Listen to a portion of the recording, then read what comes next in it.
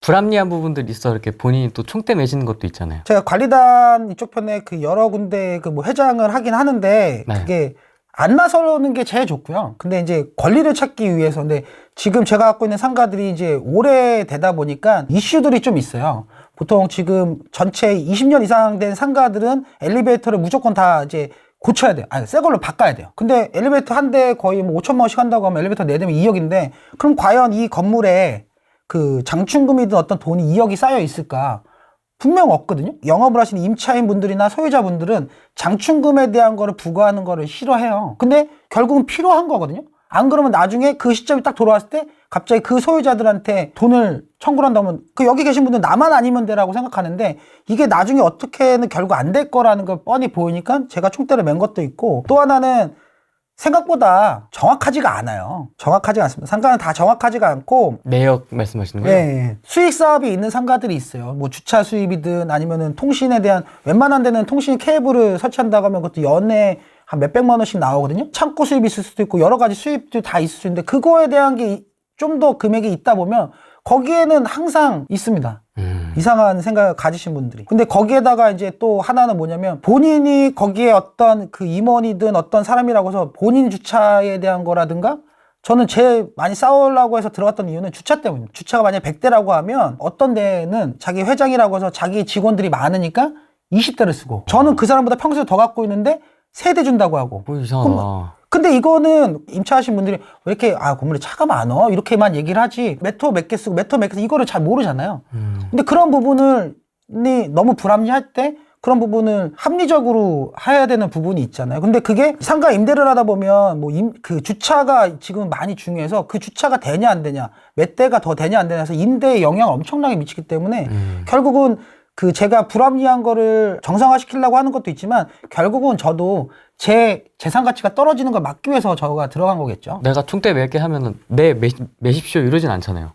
아니 가서 얘기를 하는 거죠. 그냥 저도 보통 가면은 그 건물의 소유자잖아요. 위탁 관리를 하게 되면 관리사무소의 소장님은 그냥 일을 하신 분이고 보통은 입주자 관리협회, 입주자 대표회의 그다음에 무슨 관리단 해가지고 소유자들끼리의 연합회 중에 단체가 있어서 그 단체가 위탁 관리를 주는 거거든요. 그러면 저도 여기 소유자이기 때문에 당연히 1원이겠죠? 당연히 1원인데 그 1원인 제가 여기에 부분에서 어떻게 운영되는지 보여달라고 하면 안 보여줄 수는 없잖아요. 당연히 보여줘야 되죠. 근데 보통은 상가 가지신 분들은 본인의 주거지에서 가까운 데가 아니고 어떤 직장 생활 하시든 아니면은 그 신경 많이 안 쓰시는 분들이 많아요. 그냥 임대료만 잘 들어오면 되지. 근데 그런 분들이 많기 때문에 저 같은 사람이 가서 얘기하면 싫어해요.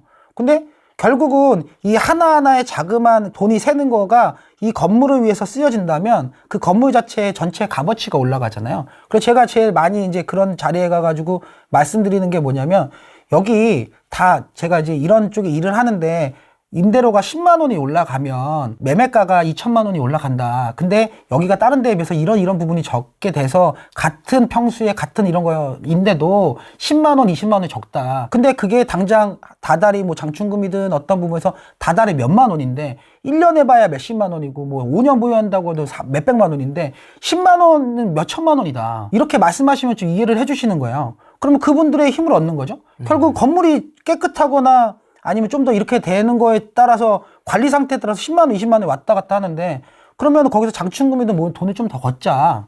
그러면은 뭐 장충금은 한 달에 상당 200원을 받는다라고 하면 보통 평수에 따라 다르겠지만 뭐 분양 평수가 뭐 40평이면은 200원이면 한 4만 원이잖아. 1년이면 48만 50만 원이고 5년 보유해도 250만 원인데 그 250만 원 그걸 다 모아가다가 건물을 위해서 써서 건물이 좀 더 다른 데보다 여기는 좀 더 깨끗하더라. 여기 주차 이거 더 깨끗하더라. 그러면 그게 내 임차인한테 10만 원을 더 받을 수 있고 공실이 좀 더 덜 날 수도 있는 부분이면 내 재산 가치가 올라가는 거니 저가 얘기하는 게 틀립니까 하면 많이들 이제 도와주시는 거죠. 근데 이제 그런 총대를 제가 매는 게 시간이 너무 아까운데 하는 이유는 이건 너무 심한데? 이거는 안 나서면은 안 되는 상황, 급박할 때. 그럴 때 이제 나서는 거죠. 너무 심할 때하고 급박할 때. 어느 정도까지는 봐주시고, 이건 진짜 선을 넘었다 하는 거. 선을 넘었다. 그때는 이제 내가 나선다. 근데 그거 하나하나 어떻게 다 신경 쓰면서 할 수 있겠어요. 뭐 저한테 큰 피해라든가 이런 게 아니면, 그리고 선을 넘지 않으면, 뭐 웬만하면은